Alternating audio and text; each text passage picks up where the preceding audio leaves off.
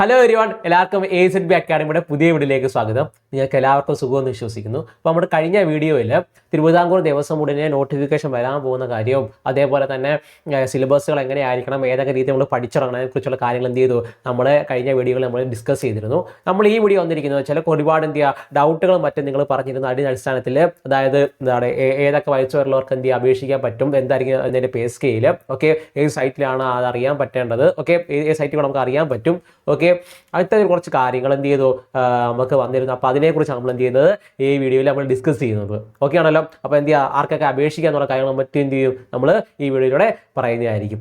Okay ആണല്ലോ. ആദ്യം തന്നെ പ്രധാനപ്പെട്ട വിവരം എന്ന് പറയുന്നത് നമ്മളെ ഗുരുവായൂർ ദേവസ്വം ബോർഡിനെ അടിസ്ഥാനപ്പെടുത്തി നമ്മൾ പറയുകയാണെങ്കിൽ അവർ ആദ്യത്തെ പേപ്പറിൽ തന്നെ അവർ പറഞ്ഞിട്ടുണ്ട്, ദൈവത്തിലും ക്ഷേത്രാചാരങ്ങളിലും വിശ്വാസമുള്ള നിശ്ചിത യോഗ്യതയുള്ള ഹിന്ദുമതത്തിൽപ്പെട്ട ഉദ്യോഗാർത്ഥികളിൽ നിന്ന് മാത്രമേ എന്ത് ചെയ്യത്തുള്ളൂ അപേക്ഷകൾ അവർ ക്ഷണിക്കത്തുള്ളൂ. ഓക്കെ അറിയാലോ, ദേവസ്വത്തിൻ്റെ എന്താണ് അമ്പലങ്ങളിലേക്കാണ്, ദേവസ്വത്തിന് കീഴിലുള്ള അമ്പലങ്ങളിലേക്കാണ് പൊതുവെ എവിടെ റിക്രൂട്ട്മെന്റ് നടക്കുന്നത്. ഓക്കെ ആണല്ലോ. അപ്പോൾ ദേവസ്വത്തിന് കീഴിലുള്ള അമ്പലങ്ങളിലേക്കാണ് റിക്രൂട്ട്മെന്റ് നടക്കുന്നത് കൊണ്ട് തന്നെ എന്തായിരിക്കും ഹിന്ദുമത വിശ്വാസത്തിലുള്ള അല്ലെങ്കിൽ ഹിന്ദുമത ആചാരങ്ങളും വിശ്വാസങ്ങളും ഫോളോ ചെയ്യുന്ന ആളുകൾക്കാണ് എന്ത് ചെയ്യുന്നത് മുൻഗണന കൊടുക്കുന്നത്. അവർക്ക് എന്ത് ചെയ്യാൻ പറ്റുള്ളൂ, അവർക്ക് അപേക്ഷ കൊടുക്കാൻ പറ്റത്തുള്ളൂ, അവർ അപേക്ഷ സ്വീകരിക്കത്തുള്ളൂ. ഓക്കെ മറ്റുള്ള PSC എക്സാമുകളിലോട്ട് എല്ലാവർക്കും എന്ത് ചെയ്യാൻ പറ്റത്തില്ല, അപ്ലൈ ചെയ്യാൻ പറ്റില്ല. അതാണ് ഒന്നാമത്തെ കാര്യം. അടുത്തത് അതിന് പ്രധാനപ്പെട്ട വിദ്യാഭ്യാസ യോഗ്യത നമ്മൾ ഗുരുവായൂർ ദേവസ്വത്തിനെ അടിസ്ഥാനപ്പെടുത്തി നമ്മൾ എന്ത് ചെയ്യുക നമ്മൾ ചിന്തിക്കുകയാണെങ്കിൽ എന്ത് ചെയ്യുക വരുന്നത് +2 അല്ലെങ്കിൽ അതിൻ്റെ തത്തുല്യമായിട്ടുള്ള വിദ്യാഭ്യാസ യോഗ്യത ഉണ്ടായിരിക്കേണ്ടതാണ്. ഓക്കെ ആണല്ലോ. നിങ്ങൾക്ക് എന്താണ് +2 അറിയാലോ, +2 അതായത് എന്താണ് +2 വിദ്യാഭ്യാസം നിങ്ങൾക്ക് എന്ത് ചെയ്യണം പൂർത്തീകരിക്കണം, അല്ലെങ്കിൽ അതിന് തത്തുല്യമായിട്ടുള്ള എന്ത് ചെയ്യുക മറ്റെന്തെങ്കിലും വിദ്യാഭ്യാസം നിങ്ങൾക്ക് എന്ത് ചെയ്യണം ഉള്ളവരായിരിക്കണം. അപ്പോൾ അപേക്ഷിക്കുന്നവർ ശ്രദ്ധിക്കുക, +2 അതിന് എന്ത് ചെയ്യുക തത്തുല്യമായിട്ടുള്ള എന്ത് ചെയ്യുക ലെവലിലുള്ളവർക്ക് മറ്റേ എന്ത് ചെയ്യാൻ പറ്റത്തുള്ളൂ, ഇതിന് അപേക്ഷിക്കാൻ പറ്റത്തുള്ളൂ. അതേപോലെ എന്ത് ചെയ്യുക കമ്പ്യൂട്ടർ ജ്ഞാനം, ഓക്കെ കമ്പ്യൂട്ടർ പരിജ്ഞാനം, അതായത് കമ്പ്യൂട്ടറോട് ബന്ധപ്പെട്ട കാര്യങ്ങളെക്കുറിച്ച് എന്ത് ചെയ്യണം അത്യാവശ്യം നോളജ് നിങ്ങൾക്ക് എന്ത് ചെയ്യണം ഉണ്ടായിരിക്കേണ്ടത് അനിവാര്യമാണ്. ഓക്കെ ആണല്ലോ. അതായത് കമ്പ്യൂട്ടറുടെ ബന്ധപ്പെട്ടുള്ള എന്താണ് അത്യാവശ്യ കാര്യങ്ങൾ, കമ്പ്യൂട്ടർ എങ്ങനെ ഹാൻഡിൽ ചെയ്യണം എന്നുള്ളതിനെക്കുറിച്ചും കുറച്ച് കാര്യങ്ങളൊക്കെ എന്ത് ചെയ്യണം നിങ്ങൾ പഠിച്ചു വെക്കേണ്ടതാണ്. ഓക്കെ ആണല്ലോ.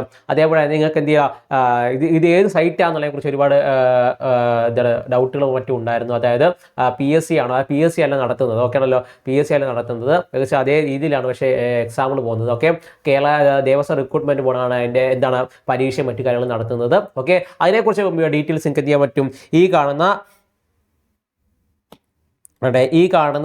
ഈ വെബ്സൈറ്റ് കാണുന്നുണ്ടല്ലോ www.kdrb.kerala.gov.in എന്ന് പറഞ്ഞ എന്താണ് വെബ്സൈറ്റിലൂടെ നിങ്ങൾക്ക് എന്ത് ചെയ്യാൻ പറ്റും അതിനെക്കുറിച്ചുള്ള കൂടുതൽ വിവരങ്ങൾ എന്ത് ചെയ്യാൻ പറ്റും നിങ്ങൾക്ക് മനസ്സിലാക്കാൻ സാധിക്കും. ഓക്കെ ആണല്ലോ. അപ്പോൾ നിങ്ങൾക്ക് എന്ത് ചെയ്യുക ഇതിൻ്റെ നോട്ടിഫിക്കേഷൻ കൂടുതൽ വരുന്നതായാലും അതേപോലെ സിലബസുകൾ എന്തായാലും സിലബസ് വരുന്നതായാലും ഓക്കെ അതേപോലെ തന്നെ മറ്റെന്ത് വിവരങ്ങളായപ്പോൾ എന്ത് ചെയ്യാൻ പറ്റും ഈ കാണുന്ന വെബ്സൈറ്റിലൂടെ നിങ്ങൾക്ക് എന്ത് ചെയ്യാം കയറി കഴിഞ്ഞാൽ എന്ത് ചെയ്യാൻ പറ്റും നിങ്ങൾക്ക് അത് ഡൗൺലോഡ് ചെയ്തെടുക്കാൻ പറ്റും. അതേപോലെ നമ്മൾ എന്ത് ചെയ്യും അതേപോലെ AZB അക്കാഡമി നിങ്ങൾക്ക് എന്ത് ചെയ്യാനുള്ള അപ്ഡേറ്റുകളും തരുന്നതായിരിക്കും. ഓക്കെ ആണല്ലോ. അപ്പോൾ നിങ്ങൾക്ക് എന്തെങ്കിലും സംശയം ഉണ്ടെങ്കിൽ എന്ത് ചെയ്യുക, നിങ്ങൾക്ക് എന്തെങ്കിലും ഫാക്റ്റുകളും മറ്റും ചെക്ക് ചെയ്യണമെന്നുണ്ടെങ്കിൽ എന്ത് ചെയ്യുക നിങ്ങൾക്ക് www.kdrb.kerala.gov.in എന്ന് പറഞ്ഞ വെബ്സൈറ്റിലൂടെ നിങ്ങൾക്ക് എന്ത് ചെയ്യാൻ പറ്റും ആ സംശയങ്ങളും മറ്റും എന്ത് ചെയ്യുക മാറ്റിയെടുക്കാൻ പറ്റും. ഓക്കെ അടുത്ത് വന്ന സംശയം എന്ന് പറഞ്ഞു കഴിഞ്ഞാൽ ഏത് പ്രായപരിധി ഉള്ളവർക്ക് എന്ത് ചെയ്യാൻ പറ്റും അപേക്ഷിക്കാൻ സാധിക്കും എന്നുള്ളതായിരുന്നു ഒരു സംശയം എന്ന് പറയുന്നത്. അതായത് 18 മുതൽ 36 വയസ്സുള്ള പരിധിയിൽ വരുന്നവർക്ക് എന്ത് ചെയ്യാം ഏകദേശം അപേക്ഷിക്കാൻ പറ്റും. ഓക്കെ നമ്മളിത് മുൻ വർഷങ്ങളിലെ മറ്റുമായിട്ട് വരുന്ന എക്സാമിൽ അടിസ്ഥാനപ്പെടുത്തി നമ്മൾ പറയുന്നത്. ഓക്കെ ആണല്ലോ. 18-36 വയസ്സ് വരെ ഉള്ളവർക്ക് എന്ത് ചെയ്യാൻ പറ്റും ഈ പറയുന്ന നമ്മുടെ തിരുവിതാംകൂർ ദേവസ്വം ബോർഡിൻ്റെ LDക്ക് വേണ്ടി എന്ത് ചെയ്യാൻ പറ്റും നിങ്ങൾക്ക് അപേക്ഷിക്കാൻ പറ്റും. ഓക്കെ ജനറൽ കാറ്റഗറിയുടെ കാര്യമാണ് പറയുന്നത്. അതേപോലെ തന്നെ OBC കാറ്റഗറിക്കാർക്കാണെങ്കിൽ 39 വരെയൊക്കെ എന്ത് ചെയ്യാൻ അപേക്ഷിക്കാൻ പറ്റും. SC STയുടെ കാര്യമൊക്കെ എന്ത് ചെയ്യും നോട്ടിഫിക്കേഷൻ വരുമ്പോൾ മാത്രമേ നമുക്ക് എന്ത് ചെയ്യും പറയാൻ പറ്റത്തുള്ളൂ. ഓക്കെ ആണല്ലോ. അപ്പോൾ അതായത് ജനറൽ കാറ്റഗറി ആണ് നിങ്ങളെങ്കിൽ, നിങ്ങൾ ജനറൽ കാറ്റഗറി പെടുന്ന ആളാണെങ്കിൽ എന്ത് ചെയ്യാം നിങ്ങൾക്ക് ഒരു 18 മുതൽ 36 വയസ്സ് വരെ ആണെങ്കിൽ എന്ത് ചെയ്യാൻ പറ്റും നിങ്ങൾക്കത് അപേക്ഷിക്കാൻ സാധിക്കും. അതായത് OBC ആണെങ്കിലും ഓക്കെ OBC ആണെങ്കിൽ നിങ്ങൾക്ക് 39 വയസ്സ് വരെ എന്ത് ചെയ്യാൻ പറ്റും പ്രായപരിധി നിങ്ങൾക്ക് വേണ്ടി തന്നിട്ടുണ്ട്. 39 വയസ്സ് വരെ എന്ത് ചെയ്തിട്ടുണ്ട് തന്നിട്ടുണ്ട്. ഓക്കെ SC STയുടെ കാര്യം എന്ത് ചെയ്യാം നോട്ടിഫിക്കേഷൻ വരുമ്പോൾ മാത്രമേ നമുക്ക് എന്ത് ചെയ്യാൻ പറ്റത്തുള്ളൂ പറയാൻ പറ്റത്തുള്ളൂ. ഓക്കെ ആണല്ലോ. അപ്പോൾ എന്ത് ചെയ്യുക അവർക്ക് എന്തായാലും ഒരു റിലാക്സേഷൻ എന്തായാലും കാണും. ഓക്കെ ആണല്ലോ. അതേപോലെ തന്നെ മറ്റൊരു കാര്യം ശ്രദ്ധിക്കേണ്ടത് EWSന് മറ്റുള്ള എന്തെങ്കിലും റിസർവേഷൻ ഉള്ളതെന്നുള്ള കാര്യം ഉണ്ടായിരുന്നു. അത് നമുക്ക് എന്ത് ചെയ്യാം നോട്ടിഫിക്കേഷന് വന്നതിന് ശേഷം മാത്രമേ നമുക്ക് എന്ത് ചെയ്യാൻ പറ്റുള്ളൂ പറയാൻ പറ്റത്തുള്ളൂ. ഓക്കെ ആണല്ലോ. അതേപോലെ തന്നെ ഇപ്പോൾ ശമ്പളം പറഞ്ഞു കഴിഞ്ഞാൽ എത്ര ശമ്പള സ്കെയിൽ എത്ര എന്നൊക്കെ എന്ത് ചെയ്യുക സംശയങ്ങൾ നിങ്ങൾക്ക് ഉണ്ടായിരുന്നു. അതേ ശമ്പള സ്കെയിൽ എന്ന് പറയുമ്പോൾ ഏകദേശ കണക്കാണ് പറയുന്നത്. ഒക്കെ ഏകദേശ കണക്ക് നമ്മൾ എന്ത് ചെയ്യുക മുൻ വർഷങ്ങളിലെ വെച്ചിട്ട് നമ്മൾ ഏകദേശ കണക്ക് നമ്മൾ പറയുന്നത് ഒരു 26,500 മുതൽ ഒരു 60,700 വരെയുള്ള ഒരു പേ സ്കെയിലായിരിക്കും നിങ്ങൾക്ക് എന്ത് ചെയ്യുക കിട്ടുക. ഓക്കെ ആണല്ലോ. ഒരു 26,500 മുതൽ ഒരു 60,700 വരെയുള്ള ഒരു പേ സ്കെയിലായിരിക്കും നിങ്ങൾക്ക് എന്ത് ചെയ്യുക ശമ്പള സ്കെയിലായിരിക്കും നിങ്ങൾക്ക് കിട്ടാൻ പോകുന്നത്. ഓക്കെ ആണല്ലോ. ഓക്കെ ആണല്ലോ. അപ്പോൾ ഇത് ഏകദേശ കണക്കാണ്. ഓക്കെ ആണല്ലോ. ഒരു ഏകദേശ കണക്കാണ്. ഓക്കെ, അത് മുൻ വർഷങ്ങളുമായിട്ട് ബന്ധപ്പെട്ട് നമ്മൾ എന്ത് ചെയ്യുക എടുക്കുന്ന ഒരു കണക്കാണ് ഈ കാണപ്പെടുന്ന ശമ്പള സ്കെയിൽ എന്ന് പറയുന്നത്. ഓക്കെ, ഈ പറയുന്ന പേ സ്കെയിൽ എന്ന് പറയുന്നത്. ഓക്കെ, ചെറിയ വ്യത്യാസങ്ങൾ വരാം. ഓക്കെ ആണല്ലോ. ഇതാണ് പ്രായപരിധി എന്ന് പറയാൻ മനസ്സിലായിക്കാണല്ലോ. ഒരു 18-36 വയസ്സുള്ള ജനറൽ കാറ്റഗറി ഉള്ളവർക്ക് അപേക്ഷിക്കാൻ പറ്റും. OBC 39 വരെയാണ്. ഓക്കെ, മറ്റുള്ളവർക്ക് എന്തായാലും കുറച്ചുകൂടെ എന്ത് ചെയ്യുക റിലാക്സേഷൻ കിട്ടുമായിരിക്കും. ഓക്കെ ആണല്ലോ. SC ST-കാർക്ക് ഇച്ചിരി കൂടെ എന്ത് ചെയ്യുക റിലാക്സേഷൻ കിട്ടും. അപ്പോൾ നിങ്ങൾ എന്ത് ചെയ്യുക ഇപ്പോഴേ നിങ്ങൾ പഠിച്ചു തുടങ്ങുക. ഓക്കെ ആണല്ലോ. നമ്മൾ മുൻ വീഡിയോ പറഞ്ഞ പോലെ തന്നെ എന്ത് ചെയ്യുക നോട്ടിഫിക്കേഷൻ വന്ന് എന്ത് ചെയ്യുക ചിലപ്പോൾ 3 മാസത്തിനുള്ളിൽ തന്നെ എന്ത് ചെയ്യും എക്സാമുകൾ പൊതുവെ കണ്ടക്ട് ചെയ്യുന്നതായിരിക്കും. ഓക്കെ, അപ്പോൾ പെട്ടെന്ന് ധൃതി പിടിച്ച് പഠിക്കുന്നതിന് പകരം ഇപ്പോഴേ പഠിച്ചു തുടങ്ങിക്കഴിഞ്ഞാൽ നിങ്ങൾക്ക് അവിടെ എന്താ ലോഡ് കുറയ്ക്കാൻ പറ്റും. ഓക്കെ, സിലബസ് ഒരുപാടുണ്ട്. എപ്പോൾ പഠിച്ചെടുക്കുന്നുള്ള ആ വിഷമം നിങ്ങൾക്ക് എന്ത് ചെയ്യാൻ പറ്റും മാറ്റാൻ സാധിക്കുന്നതാണ് ഇതിലൂടെ.